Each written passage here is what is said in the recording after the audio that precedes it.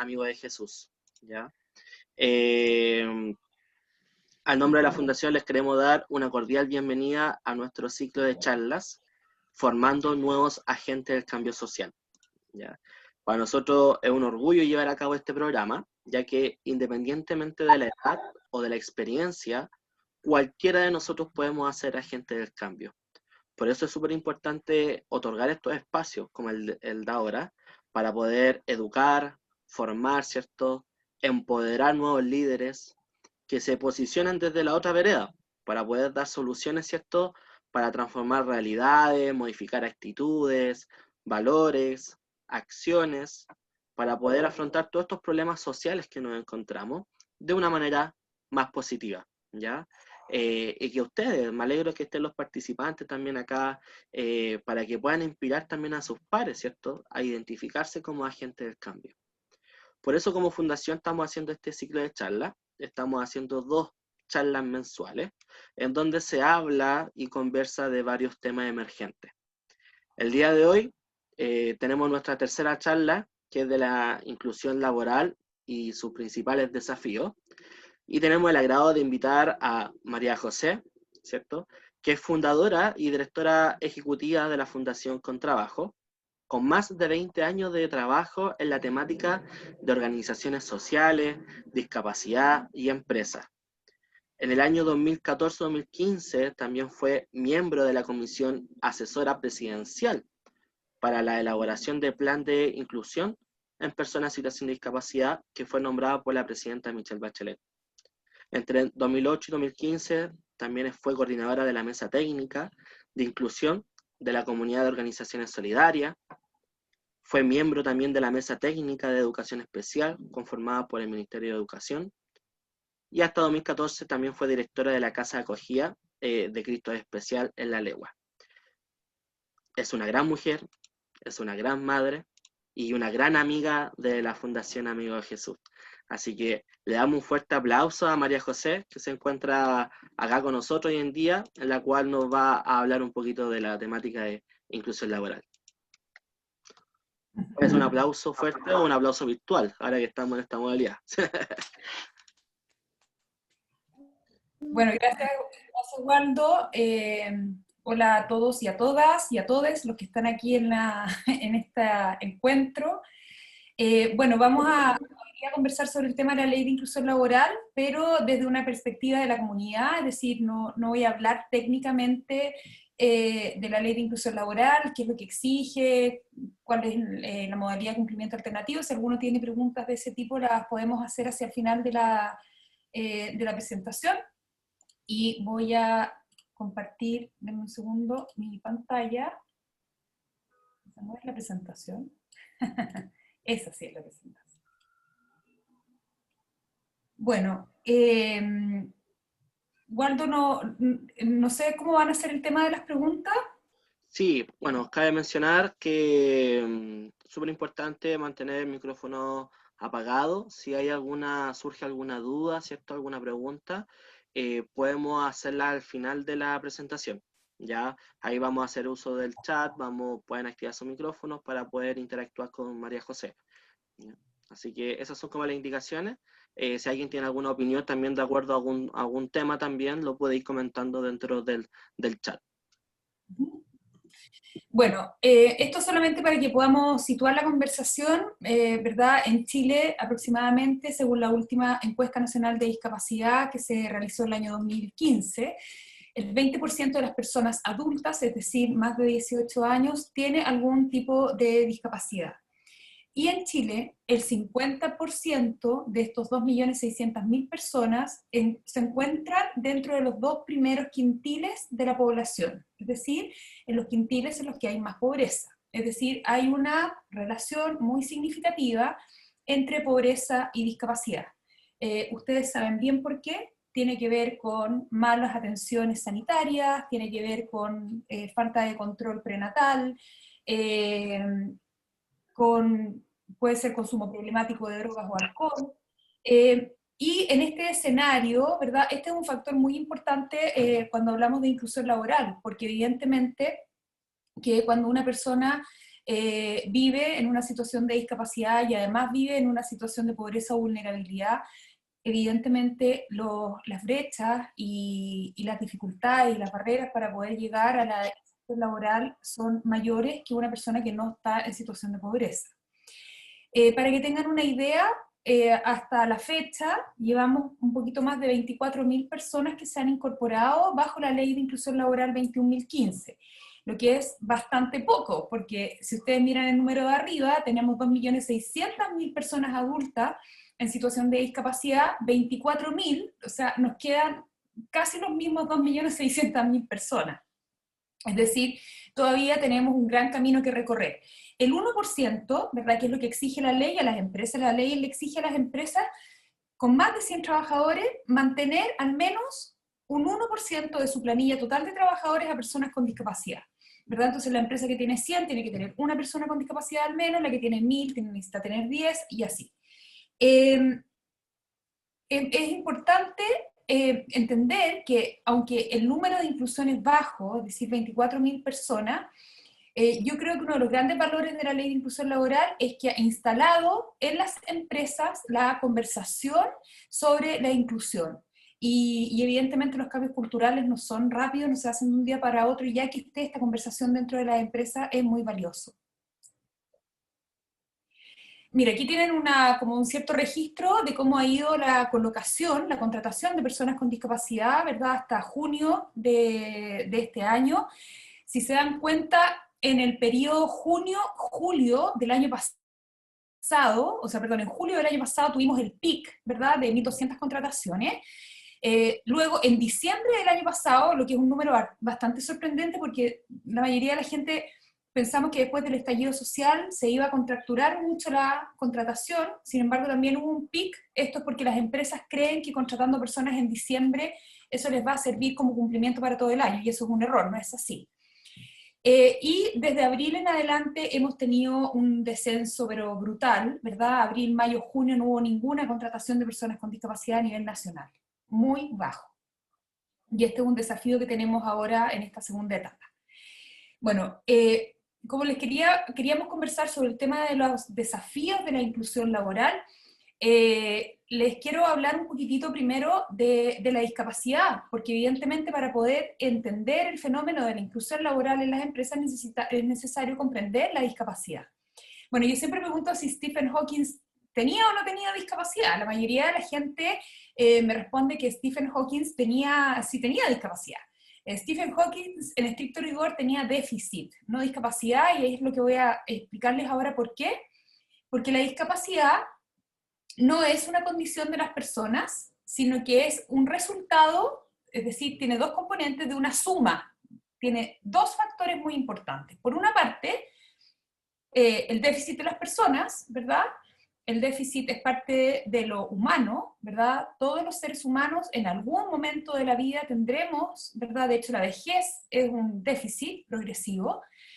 Es la suma del déficit de las personas más las barreras del contexto. Esto es lo que genera la discapacidad.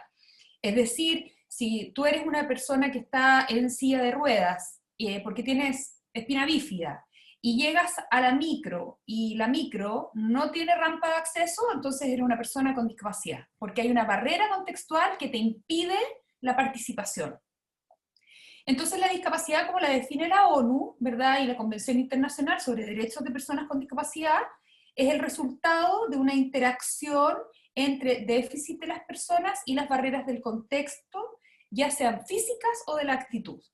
Veo que en este grupo hay algunas personas con discapacidad, ¿verdad? Y ustedes, creo que no tengo para qué decírselo, que las barreras muchas veces más profundas, ¿verdad?, tienen que ver con la actitud y la creencia de las personas, ¿verdad? Más que con las barreras físicas. Las barreras físicas también son muy difíciles, pero es más duro, me parece a mí, encontrarse con prejuicios y creencias y expectativas, ¿verdad? Bajas expectativas respecto de las personas con discapacidad. Entonces, la discapacidad es un constructo social, no es una condición de las personas, es un constructo social, es algo que construimos todos juntos, porque somos seres humanos y tenemos déficit, y porque nos relacionamos con contextos que tienen barreras. ¿verdad? La discapacidad en el fondo supone una restricción de participación, es decir, como yo tengo un déficit y hay una barrera contextual, por ejemplo, en la escuela o en el liceo de mi comuna, no hay educación inclusiva porque el director cree que las personas con discapacidad no tienen derecho o no pueden estudiar. Entonces, no puedo ir a ese liceo, a ese colegio, a esa escuela. Entonces, hay una restricción de participación. No puedo participar de la educación, ¿verdad? Porque hay que creer. Bueno, la inclusión, entonces, ¿verdad? Como correlato a la discapacidad o como contraparte, la otra cara de la moneda, tiene que ver con trabajar en estos dos ámbitos. Por una parte, desarrollar apoyos individualizados para las personas y por otra parte, disminuir las barreras del contexto.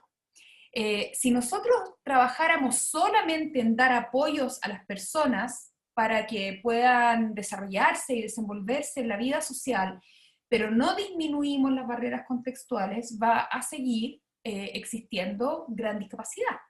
Esto es muy evidente en familias de niveles socioeconómicos altos que han tenido acceso a muchas terapias y a mucho apoyo, y sin embargo sus hijas e hijas, hijos e hijas se encuentran en una situación de exclusión porque las barreras contextuales del medio no se han disminuido. Tampoco pueden ir al colegio, aunque tengan la plata para pagarlo, tampoco pueden trabajar porque no hay empresas con puestos disponibles para ellos. Entonces es muy importante, cuando hablamos de inclusión, no poner el foco en lo que la persona no tiene y hay que darle, sino poner el foco en lo que la persona puede dar y en las barreras que tenemos que disminuir en el contexto. Esto es un cambio muy, muy importante, porque si ustedes ven las grandes críticas que ha habido a la Teletón, tiene que ver justamente con este modelo, ¿verdad?, de comprensión de la discapacidad.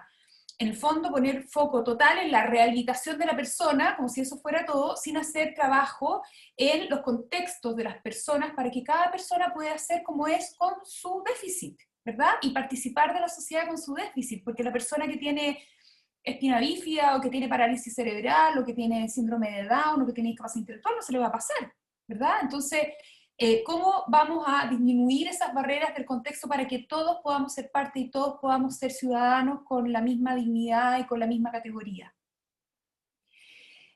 Bueno, les quiero hablar respecto de la inclusión laboral, de los principales factores de incidencia laboral.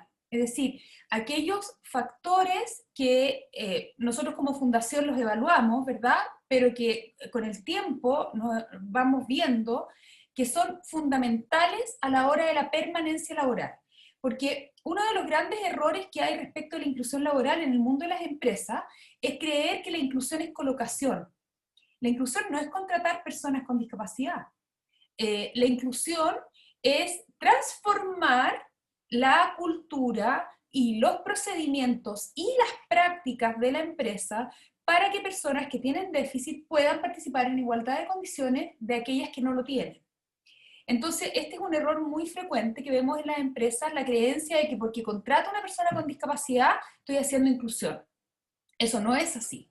La contratación es una parte importante, necesaria, porque es el punto de partida del proceso, pero no es la meta y tampoco es la parte más relevante del proceso. La parte más relevante del proceso tiene que ver con esta transformación, ¿verdad?, de la empresa, de las creencias de las personas, de los ambientes, para que todos podamos participar en igualdad de condiciones.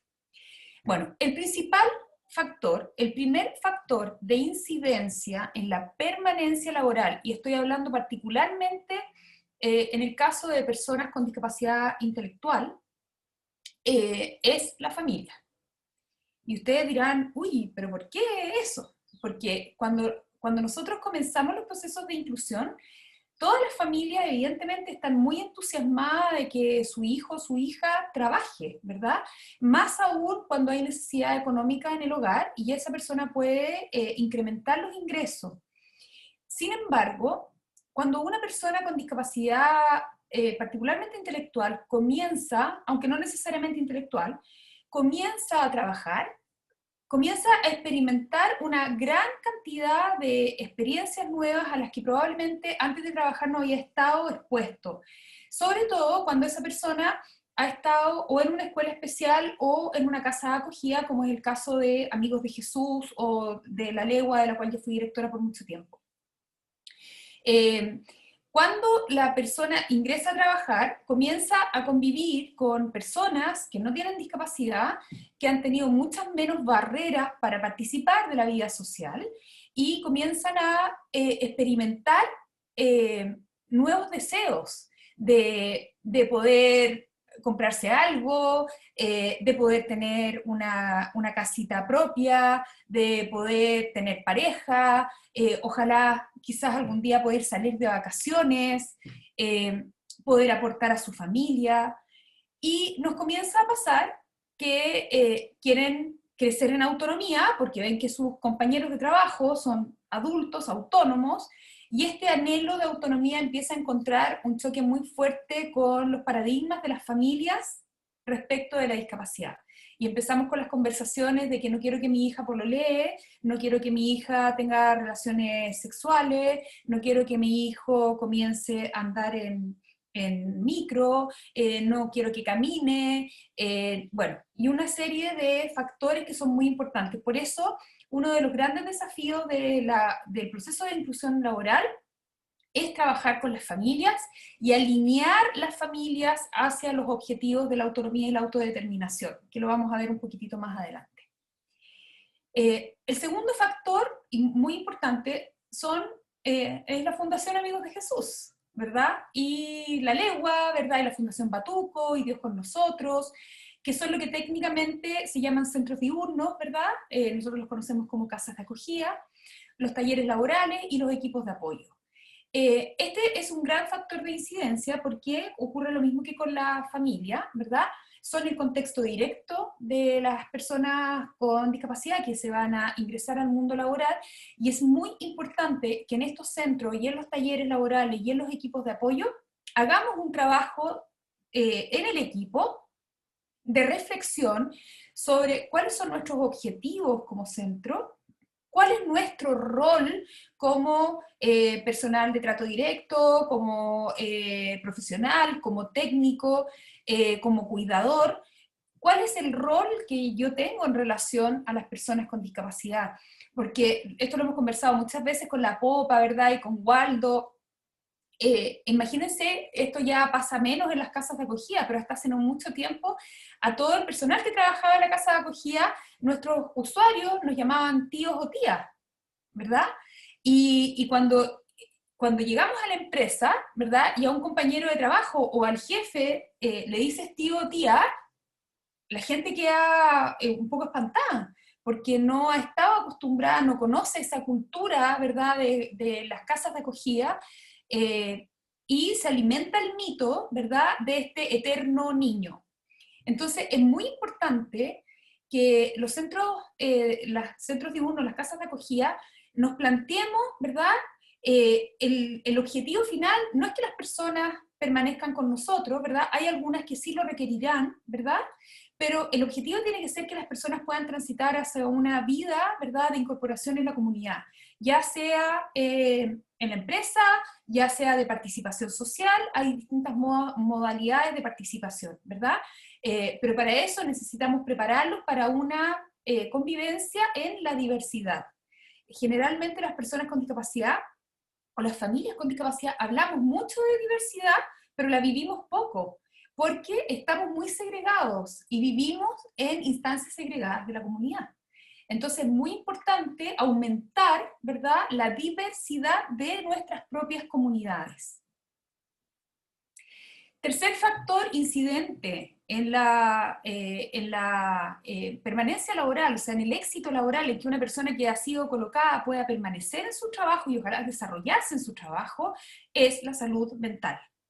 Esto es muy, muy importante y es un tremendo tema y una tremenda deuda que nuestro país tiene con las personas con discapacidad. Efectivamente, a nosotros nos ha pasado más de una oportunidad que usuarios nuestros que son personas que ya trabajan, que toman decisiones sobre su vida, que tienen un sueldo, que se trasladan autónomamente, piden una hora, ¿verdad?, en el COSAM o en el centro de atención primaria y no se la dan por tener discapacidad intelectual. Las personas con discapacidad en general tienen menos acceso a salud. Eso es una evidencia a nivel mundial. Y más aún a salud mental, porque todos los que conocen el sistema público saben perfectamente la dificultad de encontrar profesionales de la salud mental en el sistema público. En el sistema privado también, pero en el público es aún más, ¿verdad? O sea, es enorme. Encontrar un psiquiatra y un buen psiquiatra, y que además un psiquiatra que pueda hacer un tratamiento de continuidad y que no te lo estén cambiando cada vez, es casi, está cercano al milagro en el sistema público. El tema de la salud mental es un rol que deben desempeñar los centros diurnos y las casas de acogida y los equipos profesionales de apoyo. ¿De qué manera lo deben desarrollar? No proveyendo ellos mismos los servicios, en algunos casos sí, pero sí generando las redes y las vinculaciones con el sistema público de salud de manera de articular y forzar que realmente los usuarios de nuestras fundaciones, nuestras corporaciones, tengan acceso a salud y tratamientos de continuidad, ojalá de calidad, en salud física y mental. Es muy importante esta coordinación. Aquí hay un indicador muy simple, esto yo lo he conversado alguna vez con la Popa, creo que con la Yesenia, muy importante que cada usuario al menos tenga en la casa de acogida o en el centro una ficha de salud. Tenemos que saber cuáles son los medicamentos que toma, quién es el médico tratante, cuál es el diagnóstico que ha recibido, cuáles son los controles que debe tener, etc. El cuarto factor de incidencia, les hablé de la familia, de la casa de acogida, de la salud mental, y el cuarto factor de incidencia es la vida afectiva y sexual. Cuando personas con discapacidad particularmente intelectual comienzan a trabajar en las empresas, si no hay un fortalecimiento y un trabajo con objetivos específicos para el desarrollo de la vida afectiva, comienza a producirse un desbalance porque quieren les da con toda la razón del mundo, ¿verdad? Mirar el mundo y decir, oye, pero ¿por qué ellos tienen amigos? ¿Por qué salen? ¿Por qué tienen carrete el fin de semana? ¿Por qué se van a, no tengo idea, se juntan en la plaza? Y empieza a generarse una frustración muy grande. No puedo. Se comienza a generar una frustración muy grande y una cierta depresión por la deprivación de relaciones afectivas y sexuales en el caso de tener pareja, de querer hacerlo, ¿verdad? Esto es un factor súper invisibilizado en el tema en general en las organizaciones que trabajamos con personas con discapacidad. No hay planes y programas de formación afectivo-sexual, no hay espacios para los encuentros afectivos y sexuales, y este es un tema que tiene gran incidencia en el desempeño laboral de la persona, como lo tiene en todos los seres humanos. Esto no es una particularidad de todo lo que les he dicho, la salud mental, la salud, la vida afectiva, sexual, la familia, los contextos, es lo que nos pasa a todos nosotros. Cuando cualquier persona, tenga o no tenga discapacidad, tiene una vida afectiva y una vida sexual insatisfactoria, eso evidentemente tiene repercusiones en la vida laboral. Y por último, el quinto factor es un factor muy complejo por la realidad chilena, son las competencias y la cualificación. Aquí es muy fácil confundir, ¿verdad? Y hablar de discriminación y no hablar con verdad de este tema. En Chile, las personas con discapacidad están menos cualificadas que las personas sin discapacidad. Y esto no es que yo esté diciendo algo discriminatorio, estoy dando cuenta de una realidad. Y esta es porque en Chile la calidad de la educación para personas con discapacidad es muy mala. De hecho, muchos ni siquiera tienen derecho a acceso a la educación. Muchos tienen que ir a escuelas especiales, ¿verdad? Escuelas especiales que no fiscaliza el Mineduc, el Ministerio de Educación, escuelas especiales en la cual no existe un cuarto medio rendido porque no hay una homologación al currículum nacional. Es decir, hay un tremendo vacío en el tema de educación para personas con discapacidad. ¿Para qué decir en educación técnica, en educación superior o en educación universitaria? Las posibilidades de acceso son muy, muy bajas y muy difíciles. Entonces, evidentemente, esto genera una baja de cualificación. Y luego las empresas hacen ofertas laborales de perfiles técnicos o profesionales y no postulan personas con discapacidad porque no tienen perfiles técnicos o profesionales porque no han podido estudiar. Bueno, esto quiero decirles que esto de lo que les hablo de la baja cualificación y lo anterior no tiene que ver, o sea, tiene que ver con el déficit, pero el problema no es el déficit, el problema es la segregación. Es decir, seguimos construyendo núcleos, ¿verdad?, en los que segregamos a personas con discapacidad, ¿verdad?, en vez de abrir los espacios para que puedan compartir y puedan convivir, ¿verdad?, en la vida social en la que conviven todas las personas. Y por eso, y esto es muy importante de comprender, que el círculo de exclusión lo construimos desde la familia y desde la comunidad. Cuando en general, todas las familias que tenemos discapacidad, hablamos de que el mundo, que las barreras, que las dificultades, que todo fuera, pero nos hacemos poco cargo de los círculos de exclusión que nosotros mismos construimos. Por ejemplo, al no llevar a nuestro hijo con discapacidad intelectual, no tengo idea, a una fiesta de la familia porque va a molestar o porque va a hacer ruidos raros o porque se va a poner a mover las manos de una manera que le puede incomodar a alguien. Porque nosotros mismos, en vez de exponer, ¿verdad?, a las personas al uso del dinero, por ejemplo, yendo a la feria a comprar la fruta y la verdura, hacemos talleres dentro de la fundación de manejo de dinero, en vez de propiciar la convivencia.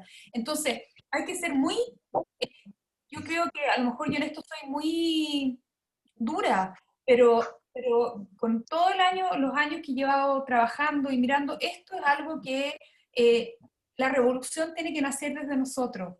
No podemos esperar que el mundo se transforme en inclusivo. Nosotros tenemos que transformar nuestros mundos desde dentro. Y eso tiene que ver con que las familias, ¿verdad?, hagan una reflexión respecto de sus propios círculos de exclusión. Las personas con discapacidad no se resignen a esos espacios de exclusión.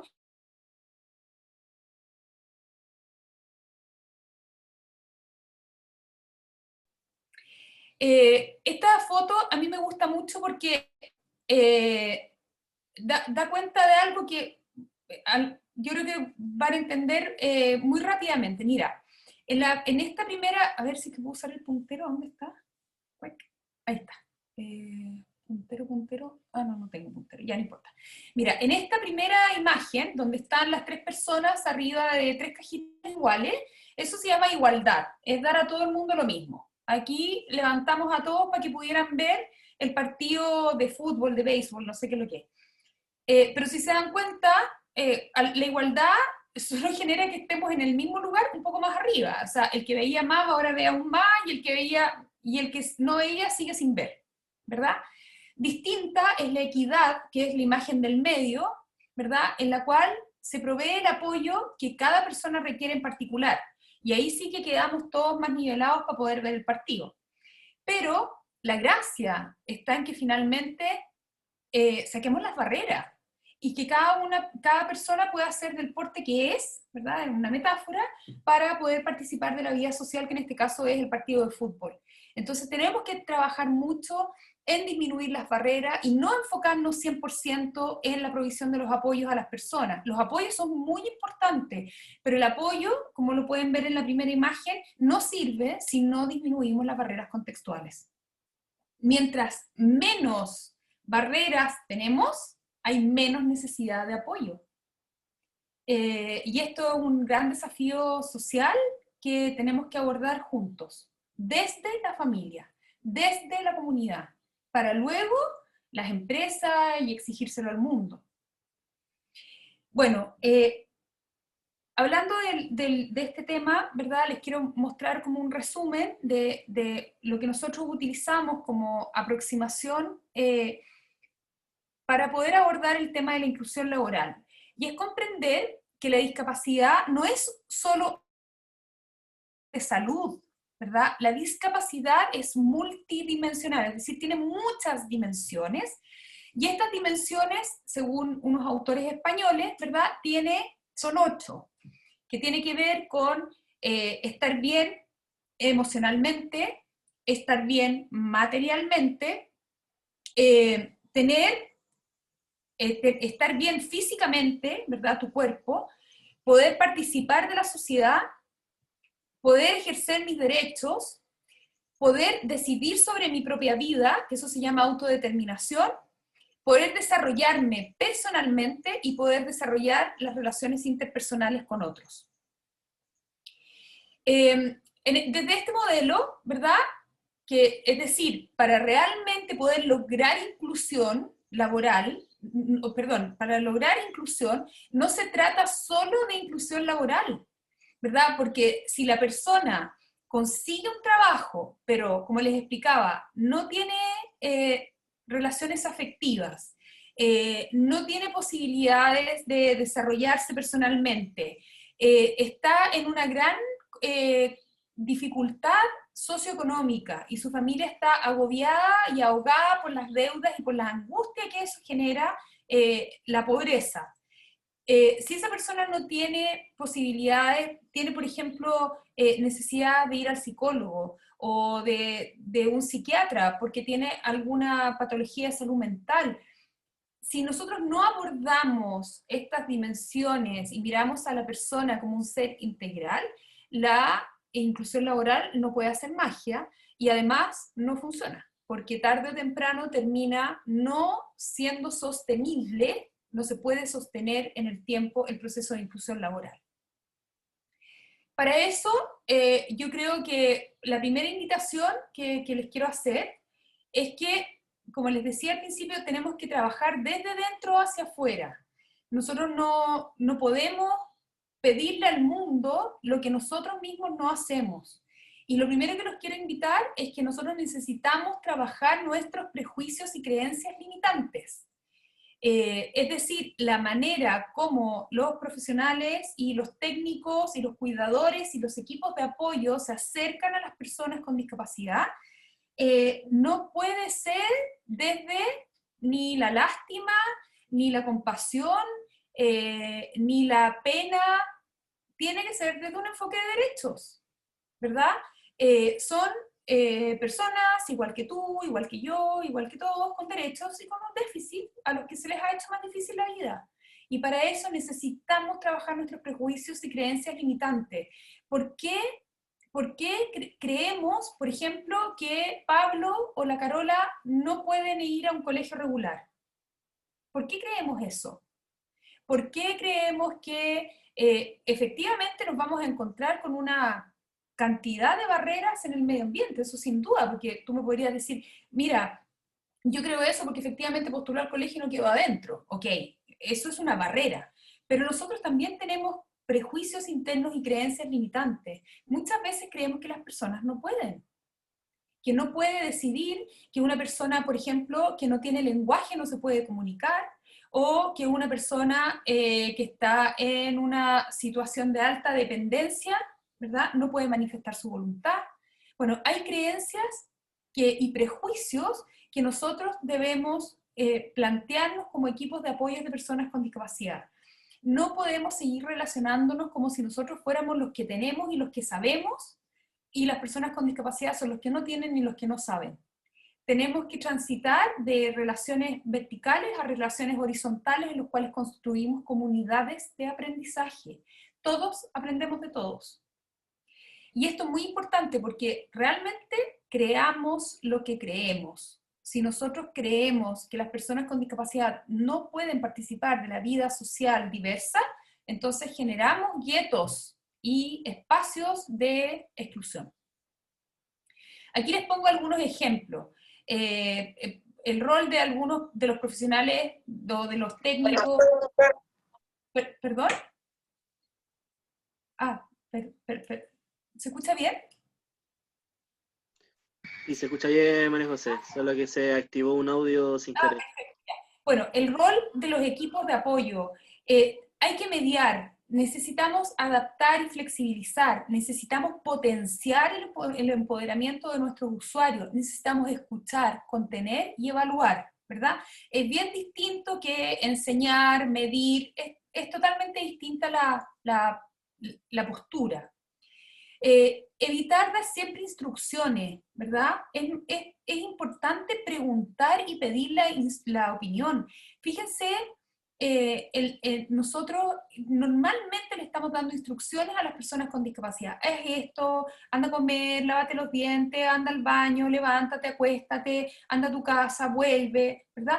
¿Cuándo construimos espacios de comunicación en los cuales preguntamos, en los cuales pedimos la opinión? Esto es lo mismo en las familias, ¿verdad? Normalmente al hijo o a la hija con discapacidad intelectual no se le pregunta, oye, ¿queréis comer? Porque aunque haya poca comida y aunque no haya gran variedad, uno puede elegir si los tallarines los quiere con salsa o los quiere con aceite, ¿verdad? Hay espacios, como siempre hay espacios de decisión, de voluntad.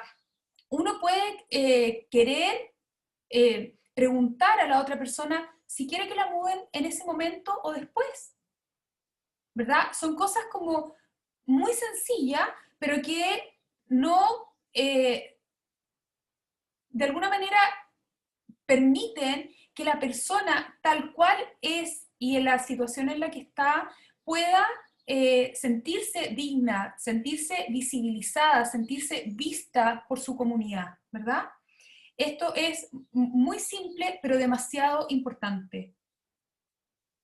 Abrir espacios de conversación individuales y en familia, ¿verdad? Normalmente con las personas con discapacidad conversamos en grupo y pocas veces conversamos en familia, o perdón, conversamos de tú a tú.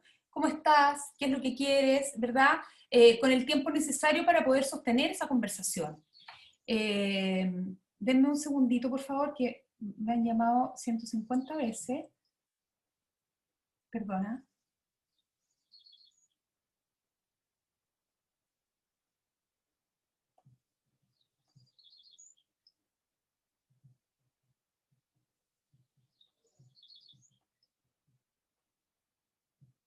Perdón. Bueno, después, muy importante, no infantilizar. No infantilizar, salvo que trabajemos con niños. Pero cuando trabajamos con adultos y estamos hablando de una perspectiva de la ley de inclusión laboral, ¿verdad? No podemos seguir tratando a las personas como si fueran eternos niños. Después nos quejamos de que los tratan como eternos niños afuera, pero nosotros mismos, ¿verdad? Somos los que de alguna manera vamos alimentando ese mito cuando nos vestimos o vestimos a nuestro hijo o hija como si tuviera 10 años y en realidad tiene 30, ¿verdad?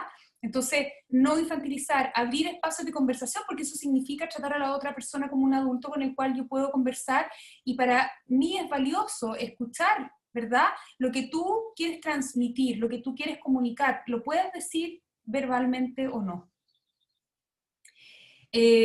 La comunicación es fundamental, ¿verdad? Fundamental, y no tiene necesariamente que ser correcta, sino que ser efectiva. Nos podemos comunicar, muchas veces los fonoaudiólogos, ¿verdad? Mucho más preocupados de decir las cosas bien de que a que las personas se comuniquen.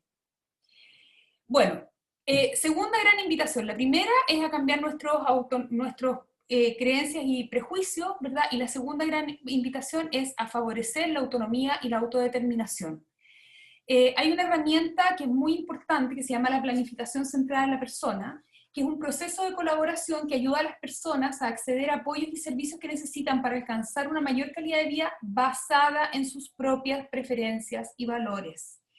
Esto significa que los equipos de apoyo que trabajamos con personas con discapacidad necesitamos levantar estrategias y programas basados en los intereses y las preferencias de las personas.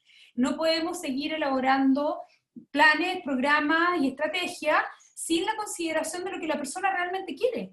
hay algunas personas con discapacidad que no quieren trabajar. Por ejemplo, ¿le hemos preguntado a todos los que están en nuestro taller laboral si quieren trabajar? Bueno, yo creo que aquí hay un tema que es demasiado importante. Muchas veces suponemos que todas las personas con discapacidad, que esto tiene que ver con los prejuicios, eh, pensamos, ¿verdad?, que les interesa el arte. Por ejemplo, casi todas las casas de acogida hay talleres de arte. Pero a lo mejor no les interesa el arte, y a lo mejor les gusta la música, y a lo mejor esto es demasiado importante, porque si no construimos desde la infancia que las personas puedan saber lo que quieren, es muy difícil la inclusión laboral después, porque tampoco saben lo que quieren, y entonces se exponen a más riesgos, a riesgos de abuso de todo tipo, se exponen a que nuevamente en la empresa, en ninguna empresa, es fundamental en las empresas que las personas desarrollen la capacidad de ponerse objetivos y decir, esto es lo que voy a hacer. No hay ninguna empresa en la cual una persona con discapacidad pueda tener un supervisor perpetuo que le esté diciendo lo que tiene que hacer. Si nosotros no trabajamos desde pequeños, ¿verdad? Esta capacidad de decir qué es lo que tú quieres, ¿verdad? Y enseñar a las personas a alcanzar esos objetivos, esta es una gran barrera para la inclusión laboral. Desde el modelo de calidad de vida, ¿verdad?, que les hablé hace un segundo, les quiero mostrar algunas, aquí no están los indicadores. Bueno, ¿cómo sabemos que estamos avanzando en la dirección correcta? Por una parte, necesitamos trabajar con las familias, ¿verdad? Aquí no puse los indicadores y no me los sé de memoria, así que otro día se los cuento. Acá, segundo ámbito, el bienestar físico y emocional, ¿verdad? Necesitamos chequear el estado de salud de nuestros usuarios, la nutrición, el entretenimiento y el ocio. O sea, cuando nosotros decimos, mira, vamos a trabajar desde una perspectiva integral para que realmente la inclusión laboral funcione, necesitamos saber cómo vamos a medir estas dimensiones. Y estos son los indicadores que tenemos que medir. Tenemos estado de salud. ¿Por qué las personas con discapacidad tienen que ser este prejuicio que son todos gordos? Eso no es así. La discapacidad no le trae gordura incorporada, digamos. Eso tiene que ver con que efectivamente probablemente tenemos una mala nutrición, hacemos poco deporte, la gente camina menos, ¿verdad? Hay un gran nivel de sobreprotección, entonces la mamá a lo mejor lo prefiere llevar en el furgón que caminar las 4 cuadras que hay hasta la casa. Bueno, estado de salud, nutrición, entrenamiento, entretenimiento y ocio. Muy importante tener tiempos de ocio. Aquí ven ustedes uno de usuarios nuestros que están en el festival de rugby. Bienestar emocional, muy importante. ¿Cómo sabemos y cómo trabajamos bienestar emocional? Necesitamos trabajar seguridad, experiencias positivas, satisfacción, autoconcepto, que es un tema muy importante, y ausencia de estrés. ¿Por qué el autoconcepto? En general, particularmente las personas con discapacidad intelectual, en sus familias y en las casas de acogida no se ha hablado sobre la discapacidad intelectual. Y muchas veces nos pasa, sobre todo con aquellas personas que tienen un déficit intelectual más leve, que no quieren recibir el apoyo que entrega el facilitador laboral en las empresas porque no tienen conciencia de su discapacidad, porque les parece algo vergonzoso. Esto es algo que se tiene que conversar en las familias desde chiquitito. Si uno tiene discapacidad, tiene discapacidad. Así soy. Es parte de mí. No soy todo yo tampoco. Yo no soy todo discapacidad, sino que soy una persona que tengo discapacidad. Soy una persona primero. Y esta conversación es muy importante desde la familia y desde los centros de atención diurno. Porque cuando no tengo conciencia de mi limitación, entonces es muy posible que eso tenga una repercusión muy significativa en el mundo del trabajo, ¿verdad? Hay personas que no pueden cargar peso y que es necesario decirlo. Una persona con discapacidad intelectual debe saber que requiere más tiempo para comprender una instrucción y tiene que, ojalá, ser capaz de poder decirle a su jefe, me hablaste muy rápido, no entendí. ¿Me puedes decir las cosas con 3 pasos? Bueno, esto que es de alguna manera normalizar, ¿verdad?, la discapacidad en nuestra convivencia y en nuestra conversación y dejar de estigmatizarla como si fuera una cosa que no nos pasa a los seres humanos, les pasa a unos marcianos que vienen de Marte, dejar de tener esta estigmatización de la discapacidad e incorporarla en nuestra conversación cotidiana. Es muy importante. Que una persona con discapacidad intelectual puede decir, oye, ¿sabes qué? Yo tengo discapacidad intelectual, necesito más tiempo para comprender la instrucción, me voy a demorar un poco más en procesar la respuesta, necesito apoyo en esto. Muy importante para el bienestar emocional el autoconcepto, porque es muy frecuente encontrar en familia que cuando no se habla de la discapacidad, las personas construyen su autoestima sobre el fracaso, sobre las cosas que no les han resultado. En cambio, si hablamos de esto con naturalidad y comprendemos qué es lo que significa y sabemos que en dónde tenemos limitaciones y en dónde tenemos fortaleza, entonces la aproximación a mí mismo es mucho más amorosa y es mucho más real y mucho menos prejuiciosa. Es importante hablar. La comunicación es fundamental, se los había puesto ahí, es fundamental en la familia. Respecto de la autodeterminación, que es la capacidad de tomar decisiones sobre nosotros mismos, ¿verdad? Estos son nuestros trabajadores de la Clínica Universidad de los Andes. Es muy importante trabajar para las personas con discapacidad, el tomar elecciones, hacer elecciones, decidir, y esto parte desde muy chiquitito, desde la ropa que te vas a poner en la mañana. Normalmente las personas con discapacidad intelectual los viste la mamá, ¿verdad? Entonces después, cuando están solos, salen con short cuando está lloviendo. Entonces necesitamos ejercitar el órgano de hacer elecciones, desde muy chiquitito y de acuerdo a la edad que tú tienes. Obviamente que no vas a elegir a los 5 o 6 años si ir o no ir al colegio, ¿verdad? Pero decidir el ámbito, al menos en el ámbito que yo pueda. Tomar decisiones, esto sí, esto no, ¿verdad? Nosotros deberíamos trabajar como equipos de apoyo para que personas con discapacidad puedan decir no. Acuérdense, traten de acordarse, los equipos que están aquí, ¿cuándo fue la última vez que una persona les dijo un no consciente? No un no por un mecanismo adaptativo, ¿verdad?, para responder a algo, sino que no quiero ir allá, no quiero hacer esto, no quiero estar en este taller, no quiero ir a la casa de acogida. Bueno, tenemos que trabajar esta capacidad de tomar decisiones, la capacidad de la autonomía. La autonomía es un abanico inmenso de acuerdo a las posibilidades de cada persona, pero todas las personas tienen algún ámbito de autonomía y hay que descubrir ese ámbito de autonomía y trabajarlo y potenciarlo.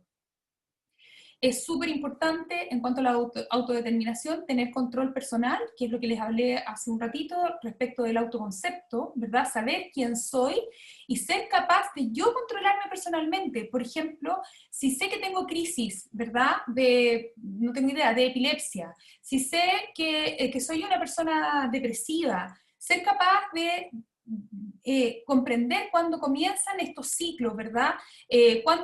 ¿Qué hacer si es que tengo un ataque? Hacerme cargo de mí mismo, no porque no tengas discapacidad significa que eres una persona incompetente. Tú puedes hacerte cargo de ti mismo, pero para eso tienes que aceptarte primero a ti mismo, conocerte a ti mismo y tomar las riendas de la propia vida.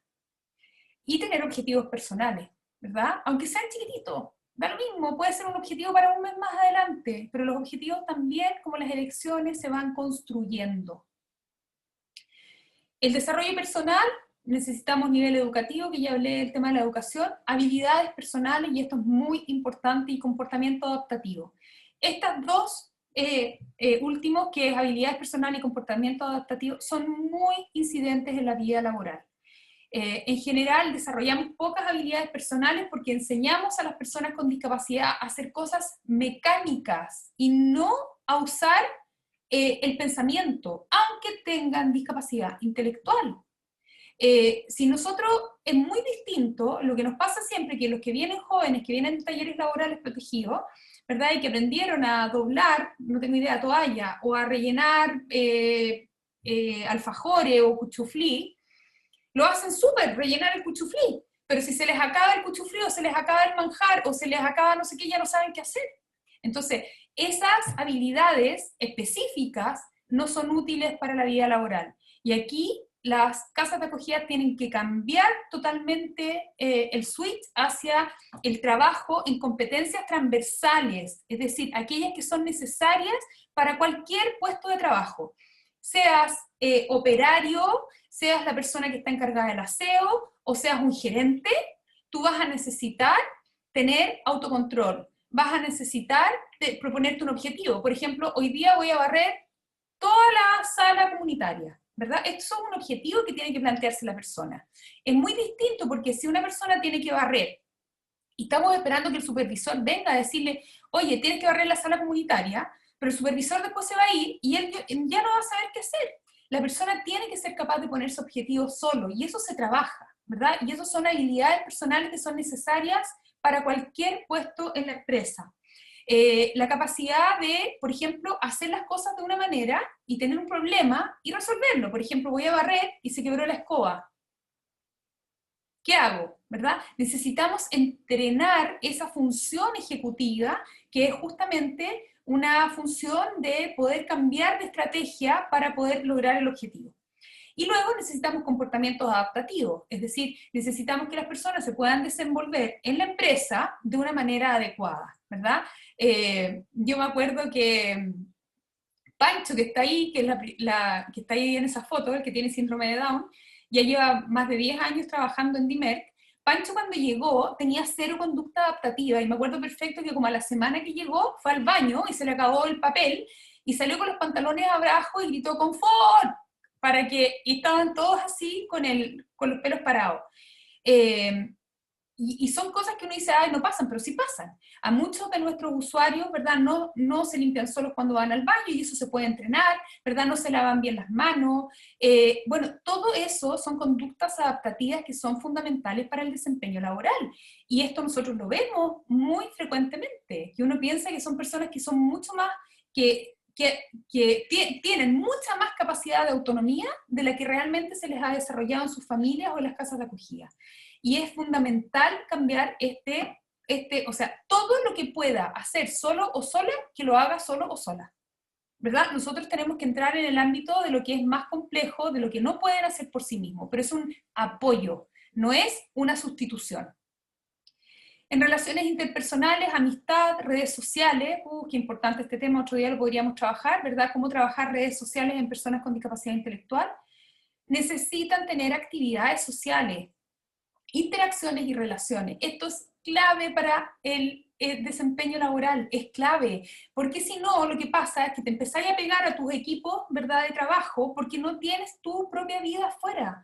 Es demasiado importante para las familias y para los centros diurnos forzar, de alguna manera, la incorporación de personas con discapacidad en la vida social, en los scouts, en las actividades del liceo, de la escuela, de la municipalidad. Hay que ir, ser catete, buscar, participar, salir afuera, salir afuera. Bueno, bienestar material, tema complejo, más en esta altura de la vida, ¿verdad?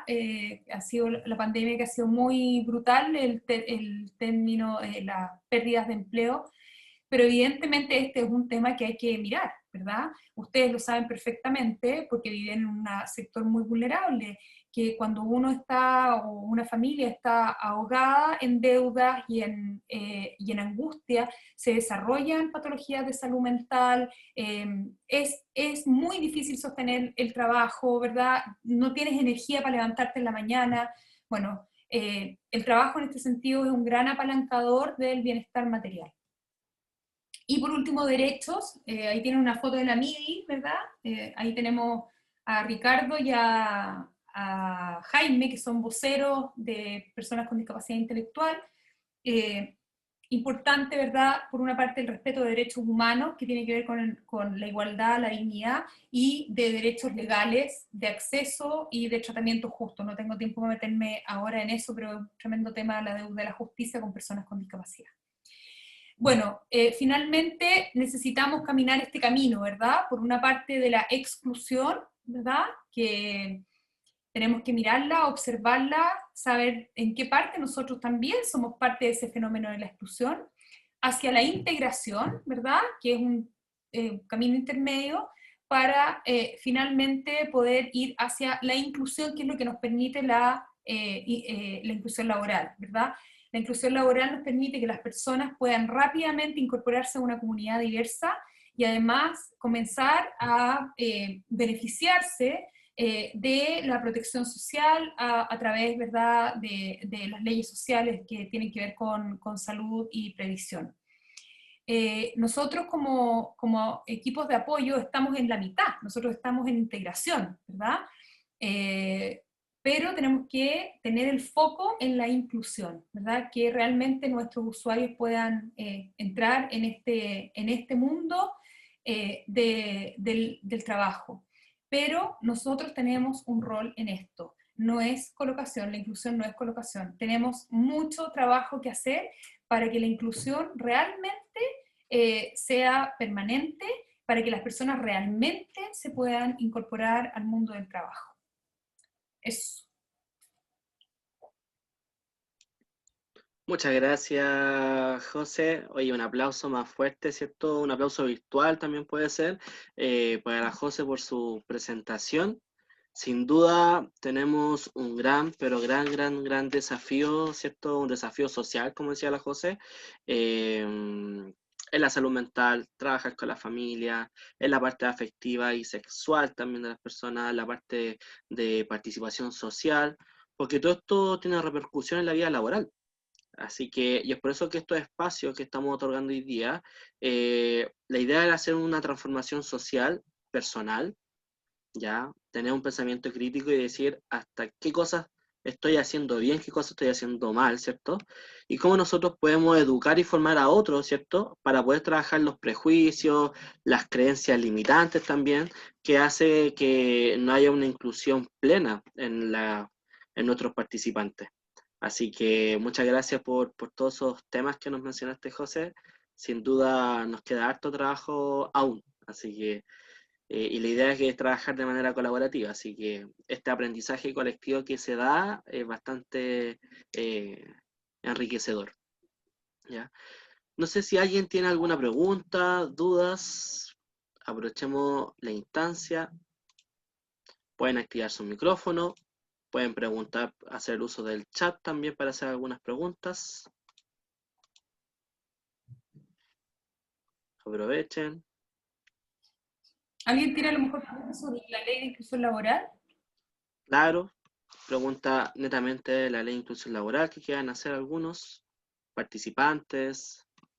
Acá hay futuros colegas también, hay monitores también de la comunidad. Aprovechen. ¿Qué pasó? ¿Por qué están callados? La Gaby tiene una talento. Oye, yo quería hacer... Sí. Hola, José. Hola, Gavita, Un ¿cómo beso y estás? un abrazo y gracias por este gran tema. Muy bien. Varias cosas en la historia de la Fundación, muy reflejada en lo que dijiste. Mira, a mí me pasa principalmente, más allá de lo laboral, el escollo de la familia. Cómo superar que son angelitos, que no saben nada, que son inocentes, cómo superar todo eso para poder que cada uno de nuestros jóvenes logre hacer una vida normal, logre salir del cascarón, del útero en que lo tienen ahí, como incubando, cómo lograr que aquellos que son capaces de ser más lo sean, pero desde la familia, ¿cómo lo han hecho ustedes? Porque es la parte más difícil. Sí, es súper difícil. Mira, yo creo que primero con el ejemplo. Yo creo que eso es lo más importante, o sea, que las familias nos vean a nosotros, que tratamos a nuestros compañeros, en el fondo, desde un enfoque de derecho y no como si fueran eternos niños. Yo creo que eso es fundamental, fundamental. Y luego, bueno, yo creo que esta conversación alguna vez la hemos tenido con el equipo de ustedes, que nosotros en particular en la fundación somos súper pesados con las familias en el sentido de que nosotros les partimos siendo como muy piola, como que si la familia quería venir a la cuestión. Ahora, nosotros decimos que la persona que entra a trabajar con nosotros, la familia entera tiene que entrar al programa de familia. Y si no lo hacen, no podemos recibir a la persona. Evidentemente que tenemos algunos usuarios que no tienen familia, bueno, no les vamos a poner ese requisito, pero si el usuario, sobre todo, vive con su familia, es fundamental que al menos, si tiene dos padres, los dos padres, si está sola la mamá, hay algunos casos que de papás solos son menos, pero eso tiene que incorporarse y tenemos un cronograma de actividades y hay asistencia, y la persona tiene que estar ahí, porque si nosotros no trabajamos en el día a día,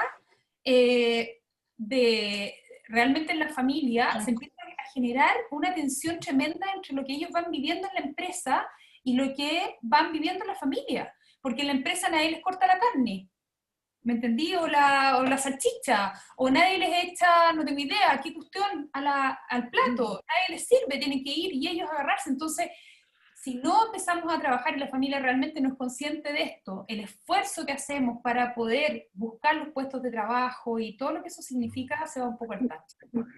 Es necesaria una comunicación, no sirven las reuniones, nosotros en general casi no tenemos reuniones informativas con las familias, porque son una lata, en general, las familias se aburren como otra, uno como profesional se aburre prepararla, y lo que sí hemos ido haciendo es que hemos desarrollado instrumentos para medir cómo van avanzando las personas, y ellos mismos, son los usuarios, preparan la reunión con su familia. Entonces, tenemos distintos instrumentos para medir distintas cosas. Ponte tú en el programa Con Futuro, que hacemos de inclusión laboral, ellos miden el desarrollo de habilidades, ¿verdad? Por ejemplo, estoy trabajando más rápido, termino con buena calidad final en lo que estoy haciendo, tomo decisiones por mí mismo, bueno, y eso lo vamos midiendo. Y ellos preparan esta reunión junto con su terapeuta ocupacional, ¿verdad? Algunos con muy poco lenguaje, otros con más, unos con mucha más información, otros con muy poca, pero da lo mismo. Lo que sea, son ellos los que le explican a sus padres qué es lo que están, en qué están y qué es lo que quieren. De hecho, acabo de tener ahí como una atención con una familia, porque Cabro les dijo que estaba chato de que lo mandaran y que lo trataran como un niño. Bueno, es parte del asunto, pero es necesario un trabajo muy cerca con la familia, muy apretado con la familia. Lo que es súper difícil, porque la gente trabaja, no hay horario, bueno, por eso que hay que sentarse y plantearse bien a ver cómo vamos a hacer, a lo mejor va a haber un equipo que va a trabajar hasta más tarde y esos días va a llegar más temprano, bueno, ahí hay que buscar las alternativas. Pero clave, la familia.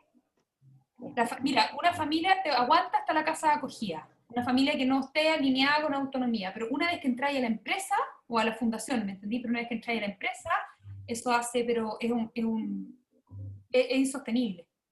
Así nomás, es insostenible.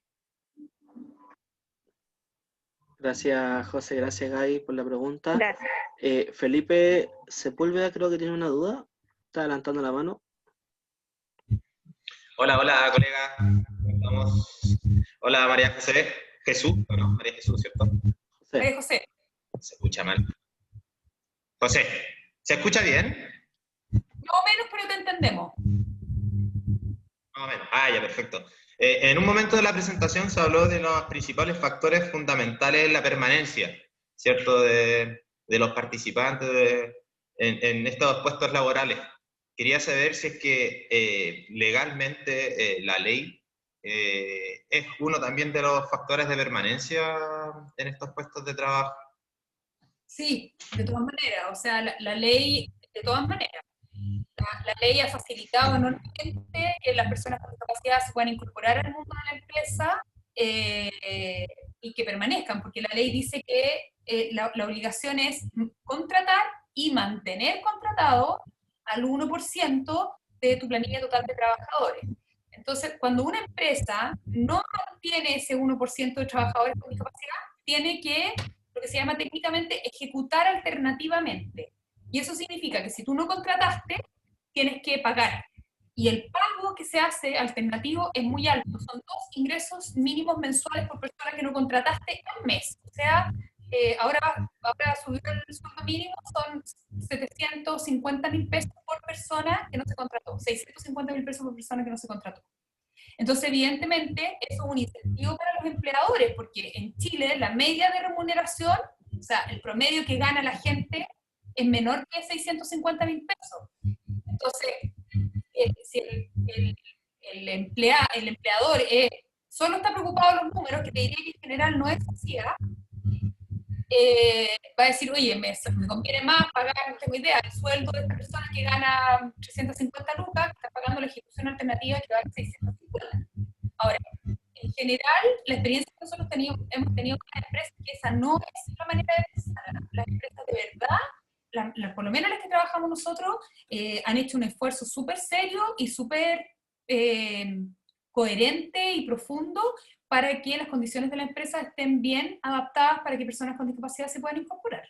A nosotros nos ha sorprendido, ponte tú, de nuestros trabajadores que estaban trabajando al inicio de la pandemia, más de 80, menos de la mitad fue acogido a suspensión de contrato, más de la mitad los mandaron a su casa con sueldo, y un porcentaje muy pequeño fue desvinculado, y los que fueron desvinculados lo han sido porque la empresa quebró. O sea, no ha habido desvinculaciones de empresas que han seguido funcionando y decidieron recortar gente y echar a las personas con discapacidad.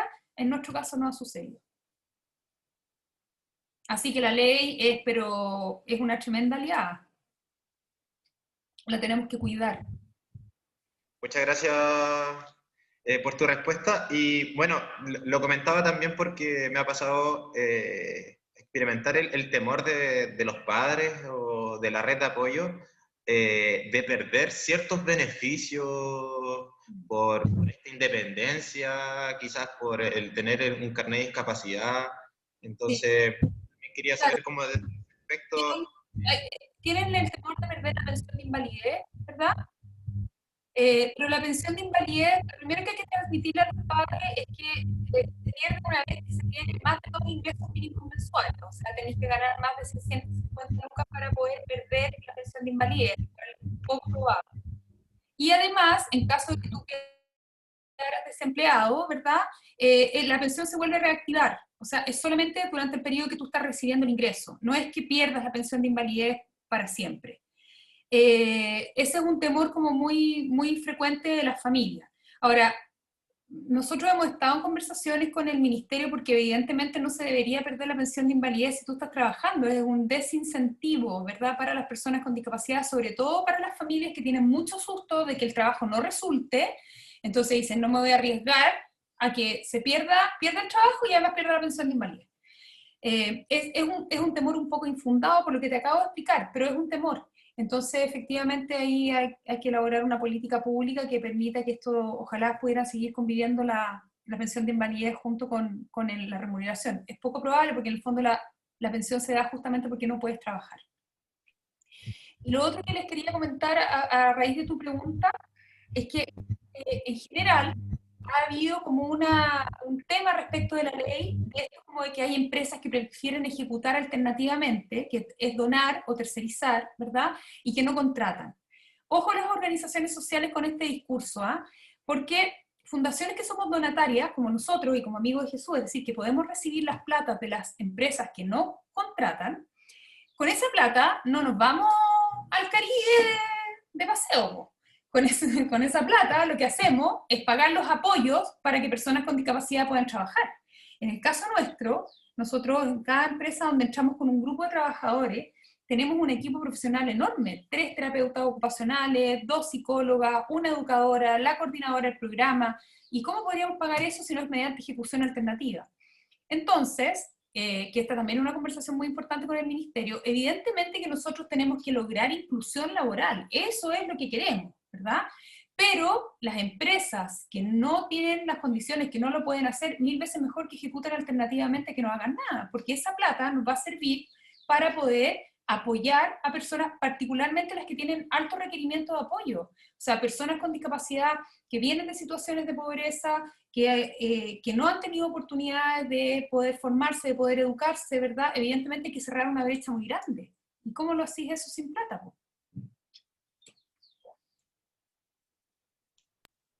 Muchas gracias. Gracias, María José. Acá Jonathan tiene otra pregunta también, Jonathan. Yo sí.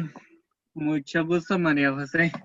Hola, Jonathan. Quería decir, ¿cómo para mejorar la política publicidad de la ley laboral? Porque el 1%. Lo encuentras muy bajo. Sí, lo noto muy bajo. Me gustaría de pronto subirlo al 4 al 8%. Mira, que yo sepa, en el mundo no hay más alto que 6%. El promedio de los países de la OECD, de la OCDE famosa, es 4,4%. Es bajo el 1%, pero sabes que, Jonathan, yo antes de subir el porcentaje estoy porque cumplamos el 1%.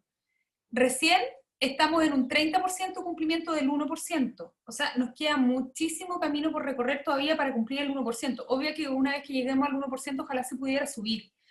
Pero yo me temo un poco el solicitar aumentar la cuota. Te voy a explicar por qué. Porque nosotros trabajamos mucho con empresas y es muy importante y esto a nivel país, a lo que nos está pasando como país, nosotros tenemos que trabajar como organizaciones sociales por la unidad y no más por la polarización. Ni los empresarios son todos unos ladrones, ni las personas que viven en Cerro Navia tampoco son todas ladronas, ¿me entendí?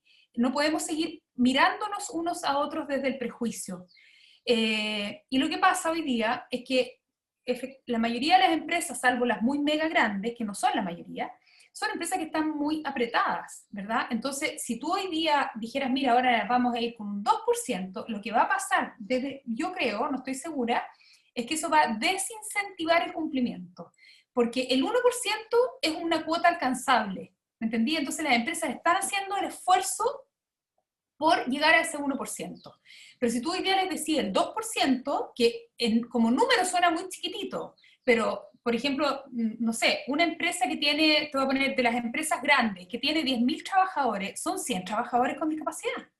¿Y sabes lo que pasa, Jonathan?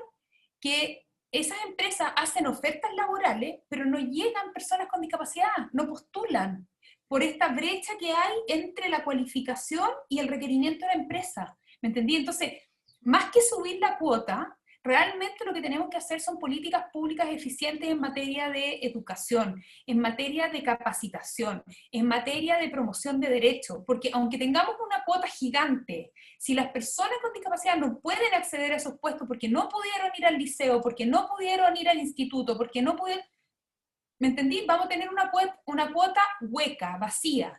Y cuando pasa eso, la gente dice, ya, sabéis que chao, paguemos. Y eso no es lo que queremos. Entonces, mi opinión es que tenemos que avanzar en un montón de sistemas complementarios para hacer que realmente ese 1% sea consistente para poder ir de nuevo a una cuota más alta. Muchas gracias. Oye, última pregunta. Acá Brenda, bueno, cabe mencionar que si hay más preguntas, está mi correo disponible para que me la puedan hacer y en conjunto con María José también se los podemos hacer llegar. Ya, y en honor al tiempo, vamos a hacer la última pregunta que Brenda, si puede activar su micrófono y puede hacer su pregunta. Hola, presento interna terapia ocupacional y mi pregunta va enfocada desde la empresa, porque de la empresa puede surgir que existan ciertos prejuicios o desconocimiento de las capacidades que presenta una persona en situación de discapacidad. Entonces quería preguntarle, desde la experiencia, ¿cuál sería aquel mayor prejuicio o este desconocimiento que ha observado desde la parte de inclusión laboral? A ver, mira, yo creo que más que, hay muchos prejuicios, eso sin duda, pero lo que más hay es miedo. Miedo. Miedo, porque cuando no convivimos y cuando vivimos segregados tenemos miedo, ¿verdad? Yo me acuerdo que yo cuando trabajaba en La Legua, mi mamá, que nunca ha bajado de la Plaza Italia, encontré que eso ya es la periferia de Santiago, encontraba que, pero mi hijita, ¿cómo va a ir a La Legua? Son todos narcotraficantes, ¿verdad? Los prejuicios son matadores, entonces como no convivimos en la diversidad desde que estamos en la educación, efectivamente después cuando tú eres un adulto y llegas a la empresa, tenés miedo y en la ignorancia, es decir, en la falta de conocimiento del otro es donde se generan los prejuicios. Entonces como no conocí a las personas de La Legua, creí que son todos narcotraficantes. Y como no conocía a las personas de Cerro Navia, pensáis que son todos ladrones. Y como no pensáis que no conocía a los empresarios, pensáis que son todos los hijos de. ¿Me entendí? Entonces, eso es fatal. Y lo que pasa es que las empresas en general tienen miedo, porque no han hecho este proceso, y por eso que uno de los factores muy importantes de las organizaciones sociales es que nosotros tenemos que transmitirle seguridad y confianza a las empresas. Pero para transmitir seguridad y confianza tienes que haber construido un buen modelo que efectivamente dé resultado, porque si le va a ir a vender la pomada y le decir, no, si esto es papa y no sé qué, la inclusión es muy difícil. La inclusión no es fácil. Y yo se lo digo a las empresas de entrada. O sea, no es fácil incluir, porque hay que trabajar con los equipos tienen mucha resistencia, a veces han tenido malas experiencias en las empresas porque fueron a depositar a una persona con discapacidad, nunca se hizo un proceso de intermediación y esa cuestión no resultó, y quizás le tocó a una persona, no tengo idea, que hacía así, ¿cachai? Y en realidad esa persona pensó que estaba enojado y nunca entendió que era su manera de comunicarse o de expresar felicidad, ¿me entendí? Entonces, hay mucho miedo, por eso que las organizaciones sociales tenemos un rol muy importante como de puente entre la realidad de las personas con discapacidad y la realidad de las empresas. Y los prejuicios, yo te diría, que es lo que les comentaba al principio, están muy alimentados por nosotros mismos. Si somos las mismas mamás de los cabros con discapacidad, los que los tratamos como si fueran un niño, los que los vestimos como si fueran una niñita de 12 años, los que les hablamos y los tratamos, entonces es un sistema en el fondo entero que hay que empezar a romper, que es muy complicado, y ahí las organizaciones sociales tenemos un rol muy importante. Y yo te diría otra cosa más que es muy, muy importante. Las organizaciones sociales tenemos, y los terapeutas ocupacionales, y los profesionales de la salud, y los equipos de apoyo, tenemos la obligación moral de estudiar. Porque en Chile la inclusión laboral se hace, de ahí cachamos.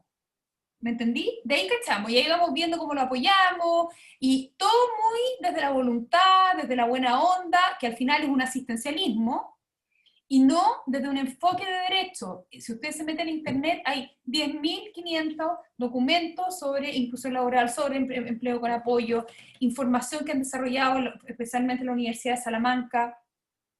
Nosotros tenemos que estudiar, tenemos que saber cómo se hacen las evaluaciones de personas con discapacidad para poder ingresar a un empleo. ¿Hay que hacer análisis de puesto de trabajo para personas con discapacidad intelectual?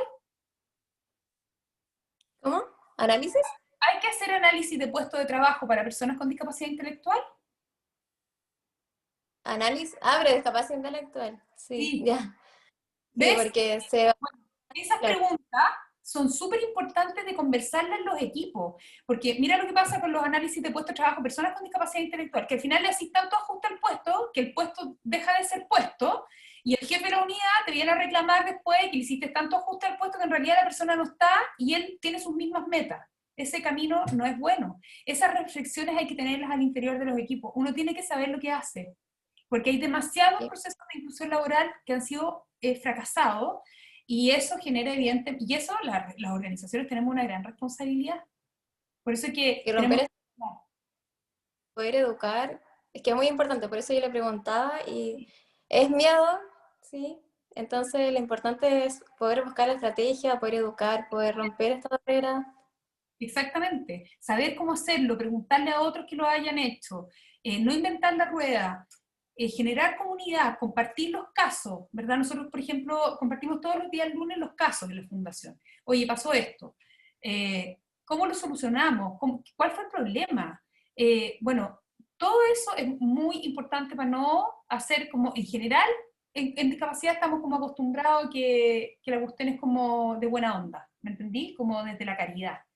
Voy a decir una cuestión que es bien dura, pero la caridad no es sostenible. No es sostenible, porque la caridad depende de una persona que tiene una voluntad, pero el día de mañana tú no estás ahí, y eso en la empresa no se sostiene. Entonces tenemos que hacer un esfuerzo muy grande nosotros, los profesionales, por estar a la altura de las personas con discapacidad, de lo que ellos realmente necesitan, y no lo que nosotros creemos que necesitan. Sí, muchas gracias. Y qué linda tu carrera además, te felicito. Muy linda. Una carrera maravillosa. Oye, muchas gracias María José. Vamos a dar por finalizada nuestra charla del día de hoy. Nuevamente darle las gracias a ti María José, a Ivana también y a todo el equipo de la Fundación Con Trabajo, que nosotros constantemente estamos trabajando de manera colaborativa. Así que muy feliz, me encanta su visión. Sin dudas tenemos grandes desafíos como fundación, también como ciudadano, ¿cierto? Como persona, todos y todas, ¿cierto? Tanto como participante, como profesional, como vecino, amigo, ¿cierto? Como empresario. Entonces, sin duda, quedamos con un aprendizaje muy significativo y tenemos que mejorar, hacer un cambio y después educar y formar a otros. Así que esta es la idea de este espacio, así que muy agradecido. Muchas gracias, María José. De nada, bueno, yo feliz de compartir con ustedes, nos queremos mucho. Hay varios comentarios de agradecimiento, así que muchas gracias por compartir tu experiencia, muy interesante, vamos a seguir poniendo en práctica, dicen también por acá, así que muchas gracias María José y al equipo de Fundación Con Trabajo. Así que un abrazo gigante, que estén muy bien. Gracias a todos también por su participación, por la puntualidad y también de permanecer también durante la charla. Se vienen más sorpresas. Este mes se viene otra charla que es educación con perspectiva de género. Así que se viene muy interesante esa charla. Así que la invitación está abierta para cada uno de ustedes. Muchas gracias, José. Muchas gracias, Iván. Un abrazo gigante, que esté muy bien. Chao, chao. Chao, Gavita.